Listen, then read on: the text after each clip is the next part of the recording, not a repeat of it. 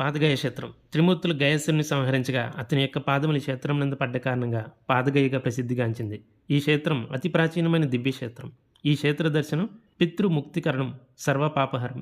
ఈ క్షేత్రంలో శంకరుడు స్వయంభూ శ్రీ కుక్కుటేశ్వరుడిగా కొలువై ఉండగా, శ్రీ పురోహితిక అమ్మవారు అష్టాదళ పీఠంలో 10వ శక్తిపీఠంగా కొలువై ఉన్నారు.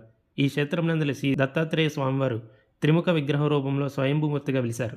బీహార్ నందలి గయాలో గయాసుని శిరస్సు పడినందున శిరోగయిగా ప్రసిద్ధి చెందింది. ఈ క్షేత్రంలో విష్ణుమూర్తి కొలువై ఉండగా మంగళగౌరి దేవీ శక్తిపీఠం కలదు.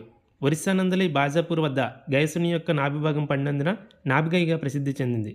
ఈ క్షేత్రంలో బ్రహ్మదేవుడు కొలువై ఉండగా గిరిజాదేవి శక్తిపీఠం కలదు. త్రిగయ క్షేత్రములుగా ప్రసిద్ధిగాంచిన త్రిమూర్తులు శక్తి రూపంలో అమ్మవారు కొలువై ఉన్నారు. పాదగయ క్షేత్రంలో మనం ప్రవేశించగానే పరమశివుడు ధ్యానం చేస్తూ మనకు దర్శనమిస్తారు. నిజంగా శివుని చూస్తుంటే మనసు మనకు తెలియకుండానే స్వామివారి చిరునవ్వు దగ్గర నిలిచిపోతుంది.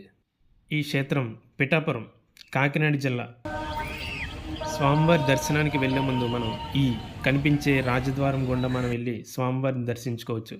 టెంపుల్ టైమింగ్స్ వచ్చేసి మనకి ఉదయం 5 నుంచి మధ్యాహ్నం 12:30 వరకు, అలాగే సాయంత్రం 4:30 నుంచి రాత్రి 8:30 వరకు. ఈ వీడియో నచ్చితే మీ ఫ్రెండ్స్ అందరికీ షేర్ చేయండి, అలాగే లైక్ చేయండి, కామెంట్ కూడా పెట్టండి, సబ్స్క్రైబ్ చేసుకోవడం మర్చిపోద్దు. హర హర మహాదేవ్, శంభో శంకర.